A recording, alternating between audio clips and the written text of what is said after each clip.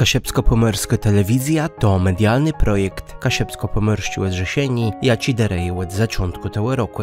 Bez slednych 12 miesięcy my mieli pokazywane to, co najważniejsze dzieje się w Kasiepsko-Pomorszczym Rzesienim, a też w kulti, najwięksi na Pomorzim, łekrom rządowe organizacje.